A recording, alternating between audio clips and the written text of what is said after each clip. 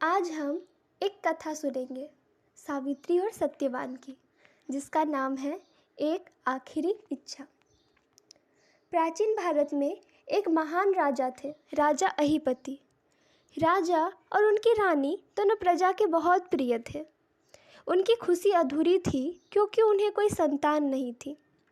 देवी लक्ष्मी ने उन पर दया की। देवी ने सपने में राजा से कहा कि 1 साल के भीतर उनके घर में एक बच्चा होगा। उसके बाद ही सुंदर बच्ची सावित्री का जन्म हुआ।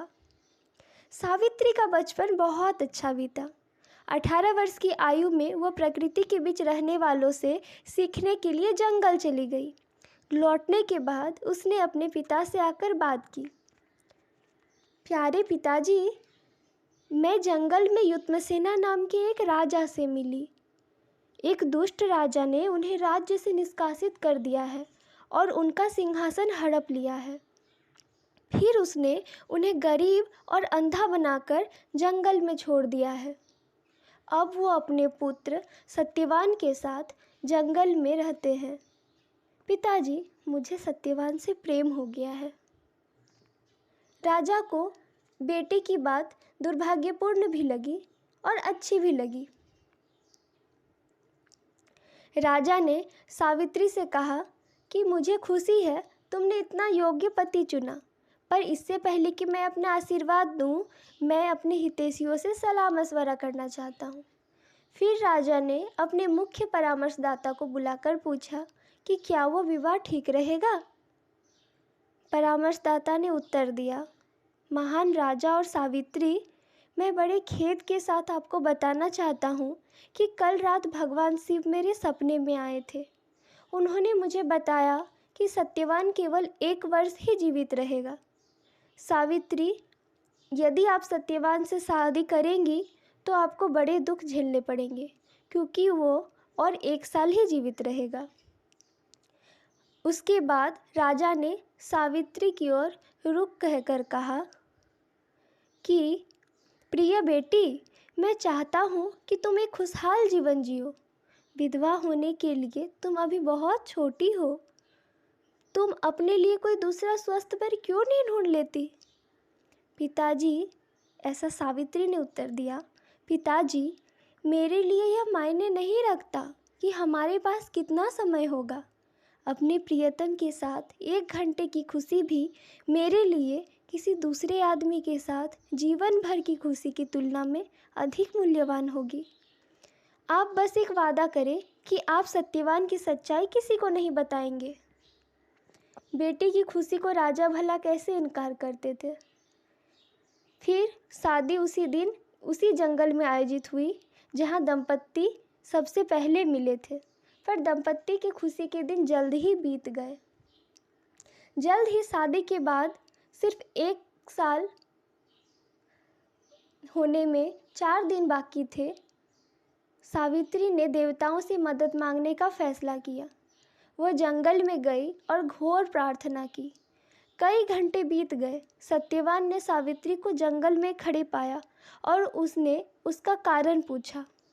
सावित्री ने कहा, प्रिय, मैं समझा नहीं सकती, लेकिन मैं अगले 4 दिन और रातों के लिए यहीं पर रहूंगी। सत्यवान ने उनसे विनती की, सावित्री, मैं तुम्हारी बात समझ नहीं पाया, पर मैं चाहता हूँ कि तुम घर चलो। सावित्री ने कहा, नहीं, कुछ ज़रूरी काम है जो मुझे करना ही होगा। घंटों तक सावित्री प्रार्थना करती रही। उसने देवताओं से कुछ चमत्कार करने की प्रार्थना की। जल्द ही 4 दिन बीत गए और अंतिम दिन सूर्य उदय हुआ। सत्यवान को इस बात का कोई अंदाजा नहीं था कि यह पृथ्वी पर उसका आखिरी दिन था। सत्यवान ने सावित्री से दोबारा विनती की, मेरी प्यारी पत्नी, तुमने कई दिनों से कोई आराम या भोजन नहीं किया है। चलो, तुम घर चलकर आराम करो, मैं तुम्हारे लिए कुछ फल इकट्ठा करके लाता हूँ। सत्यवान वे आखिरी घंटे अपने पति के साथ बिताना चाहती थी, इसलिए सावित्री ने सुझाव दिया कि वो दोनों मिलकर फल इकट्ठे करेंगे। थोड़ी देर बाद वे रुके ताकि सत्यवान जलाऊ लकड़ी काट सके। सावित्री ने आराम किया और सत्यवान की लकड़ी काटते समय उसने दोबारा प्रार्थना की, अचानक सत्यवान उसकी ओर मुड़ा और उसने कहा, प्रिय, मैं तुम्हें मुश्किल से ही देख पा रहा हूँ। मेरा सिर बुरी तरह से दर्द कर रहा है। अब मुझे आराम करना चाहिए। फिर सत्यवान गहरी नींद में सो गया। सावित्री ने उसका सिर अपनी गोद में रख लिया और माथा सहलाने लगी। उसके दिल में सत्यवान की मृत्यु का डर था। कुछ क्षणों बाद सावित्री ने एक डरावनी आकृति को ऊपर से नीचे आते हुए देखा। उसने सत्यवान के सिर को जमीन पर टिका दिया और वो खुद खड़ी हो गई। वो बोली, आप कौन हैं? आप इस दुनिया के तो बिल्कुल नहीं लगते। जवाब आया, मैं यम हूँ, मृतकों का देवता। मैं तुम्हारे पति को ले जाने आया हूँ। सावित्री ने देखा कि उसका प्रेमी अपनी अंतिम सांसें ले रहा है। जैसे ही यम ने सत्यवान की आत्मा को अपने साथ ले जाने के लिए निकले, सावित्री उसका रास्ता रोक खड़ी हो गई। तुम मेरे सामने से हटो, ऐसा यम ने दहाड़ कर कहा। तुम घर जाओ, अब उसकी जीवन लीला समाप्त हो गई है। सावित्री ने कहा, मैं घर वापस नहीं जाऊंगी, मैं उसका पीछा करूंगी और आपका भी। आप जहाँ भी जाएंगे मैं पीछे पीछे आऊंगी। यम ने सावित्री को 4 दिनों तक प्रार्थना करते हुए देखा था। सत्यवान के प्रति वो सावित्री के समर्पण से अवगत थे। अंत में यम ने कहा, मैं सत्यवान का जीवन तो वापस नहीं दे सकता हूँ, लेकिन सावित्री, मैं तुम्हारी एक इच्छा जरूर पूरी कर सकता हूँ। बताओ, तुम क्या चाहती हो? सावित्री ने कहा, देखिए, सत्यवान के पिता अंधे हैं, क्या आप उनकी दृष्टि को बहाल कर सकते हैं? यम ने कहा, चलो, तुम्हारी इच्छा पूरी हुई, अब तुम मेरे सामने से हटो। लेकिन सावित्री बेखौफ खड़ी रही। यम ने आह भरी, चलो ठीक है, एक और वर मांग लो, उसके बाद तुम्हें हटना ही होगा। तब सावित्री ने कहा, सत्यवान के पिता को वर्षों पहले उनके राज्य से निष्कासित कर दिया गया था, कृपया उन्हें उनका राज्य वापस दिलवाए। यम ने कहा, तुम्हारी दूसरी इच्छा भी पूरी हुई, अब मेरे सामने से हटो। पर सावित्री अपने स्थान से बिल्कुल नहीं हिली, हालांकि वह थककर चूर चूर हो चुकी थी। तब यम ने कहा, ठीक है, तुम अब तीसरी इच्छा मांगो, फिर मुझे मेरा काम करने के लिए छोड़ दो। यम ने कहा, मेरे पिता का कोई पुत्र नहीं है, आप उन्हें एक पुत्र दें।